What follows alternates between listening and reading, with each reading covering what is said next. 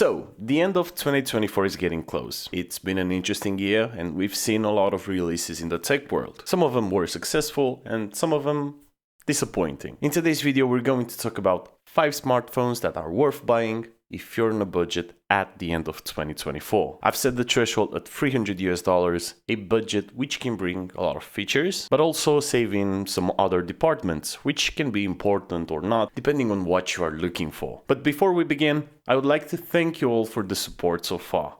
It is simply amazing and I don't know how to thank you all for that. But if you're new here and you like our content, a subscribe and a like would be much appreciated. So, with no further ado, let's begin.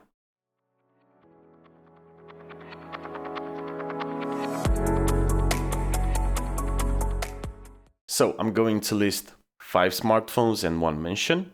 They don't have a specific order in the top, mainly because people have different needs and might find the one on the 5th spot being better than the one on the 1st. So I'll let you decide which one is the best on this list. I will talk about each phone separately and I will specify some of the best features, but also some of the compromises that the company has done. Compromises made to cut the costs mainly. Now, disclaimer, I did not test any of this phone. I did not have the opportunity, but I spent quite some time researching and gathering everything that I needed in order to make an opinion. Number 1 on this list is the CMF Phone 1. This is the budget option that nothing company offers you. It's their first iteration and it's quite an interesting phone. The back is the main element here because you can actually replace its cover. So you get quite some design options after sale. It also has a pin down the bottom where you can attach some accessories like a lanyard or a stand. On the front, we have a nice AMOLED display with a 120Hz adaptive refresh rate and some uneven bezels. Comes with 6 or 8 gigs of RAM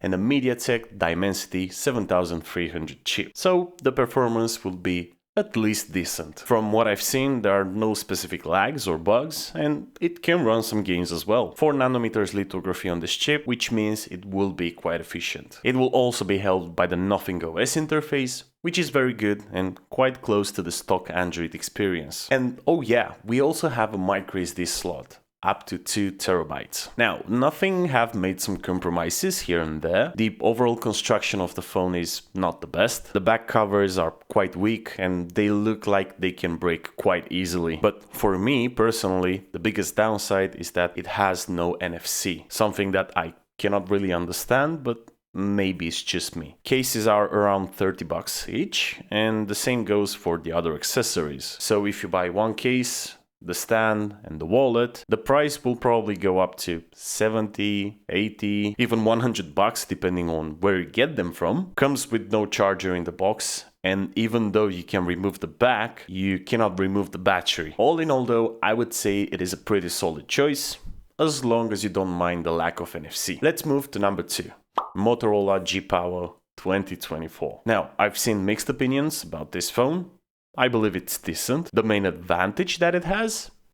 The price. Motorola phones are on sale almost most of the time, so a lot of discounts, pretty much everywhere. You can get the G Power 2024 for around $200, but you'll probably get it for free if you get a contract or something like that. I would say it is a pretty good deal for a beautiful phone with eco leather on the back, which feels amazing by the way. The screen also has a 120Hz adaptive refresh rate, and even though the MediaTek 7020 chip that it has inside of it is a bit slower than the one on the CMF, it works pretty well, and it is also paired with 8GB of RAM. We also get the same microSD slot that we saw on the CMF phone. The screen is an IPS though, and even though I believe that this technology is still usable, still very good, I gotta admit that the implementation here is not the best. The screen looks a bit unsaturated, and I believe that colors can be a bit more vibrant. Also, from what I've seen, the reflections are pretty bad. Also, what I don't like is the bloatware.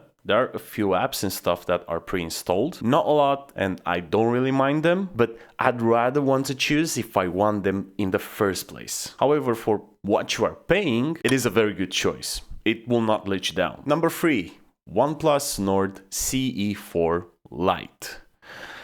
Naming schemes again. Biggest battery on this list, 5500 mAh, and it also comes with an 80 watts charging brick inside the package. It's simply amazing, and you'll probably get from 0 to 100 in less than an hour, let's say 1 hour. It's also the most expensive on this list. I could find it for just under $300, but on sale. Design-wise, beautiful, straight lines, smaller bezels than the rest, still uneven, but hardly noticeable. The overall build should be fine, really.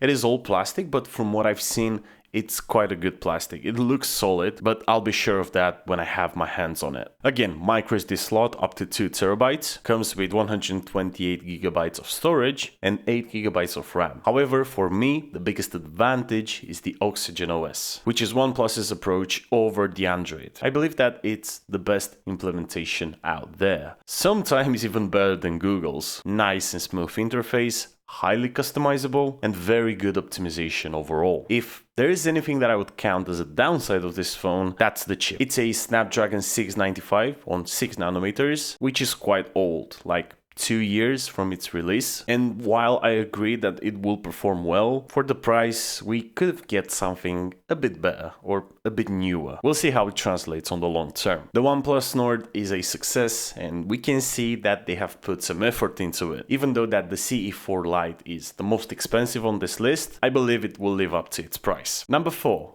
Xiaomi Redmi Note 13 Pro. I know it's from 2023, but the Note 14 and the Note 14 Pro do not seem to be available globally, or at least I didn't see it. I always liked the Redmi Note series, and this generation is no exception. OLED, 120Hz, HDR+, Dolby Vision, amazing screen-to-body ratio, and a Snapdragon 7S Gen 2 under the hood. The latter can be paired with up to 16 GB of RAM, and this is probably the best combination on this list, or at least until now. 5100 mAh battery and a 67 watts charging brick included in the package. I can't believe I'm so happy when I see companies being fair. Xiaomi's Android implementation is not the best though. It's loaded with quite a lot of stuff, and in some cases you have ads included in the UI. And I can understand that it helps them cutting the costs a bit, but still, they're making progress on that front though. Overall, I believe that Xiaomi still remains the best when it comes to price to features ratio. You get a lot for what you pay, and I think that Xiaomi only needs to work a bit more on the software side, and that should be it really. For number 5, I chose an old flagship that I could find for a good price nowadays, and that flagship is the Samsung Galaxy S21. It is 3 years old, but trust me, it's still good. It is slim, it has an amazing screen with even bezels, it has a powerful chip, both the Exynos and the Snapdragon variants. Cameras are amazing, pretty much all you want from that point of view. This phone is almost complete. The biggest downside is the battery though, only 4000 mAh. It will drain pretty fast, and I actually recommend you to go and look for a refurbished S21. Or if you are on the second-hand market, pay attention to the battery health when you buy it. Overall though, a refurbished flagship is the best choice. At least for me. You don't have to stick with the Samsung, obviously. I've put the S21 here because it was pretty much the first one that came into my mind, and it was pretty easy to find on a lot of markets. I said that we will also have a mention, and that mention is the Samsung Galaxy A16, in case you want a new Samsung. I'm mentioning this phone here because I've personally tested the A14, and I thought it's pretty decent. Also, the A16 comes with some good add-ons compared with that, like an AMOLED 90Hz display, and yeah, 90Hz is enough. Good enough. Plus Samsung's calibration, which is top notch. The bezels are also thinner now, even though they made that bottom one stand out even more. And this generation comes with a maximum of 8 gigabytes of RAM, even though they have a big problem when it comes to the option that they offer. So you have 4 or 6 or 8 gigabytes of RAM, 128 or 256 gigs of storage, plus 2 different chips. So when you think about getting this phone, please pay attention to the amount of RAM that it comes with. Storage doesn't really matter. You have a microSD slot that you can use for that. And the chips, well, they're both pretty bad.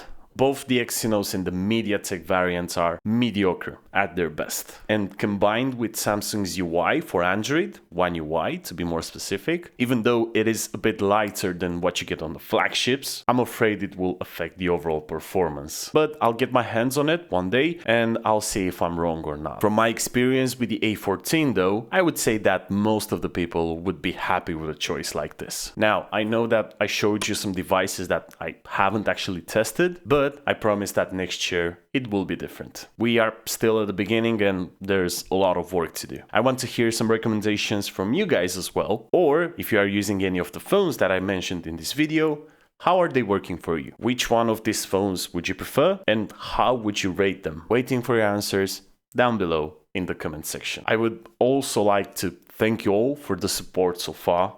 It is simply amazing. If you like our content, a subscribe and a like would be much appreciated. That's it for this video. I'll see you guys next week. Take care.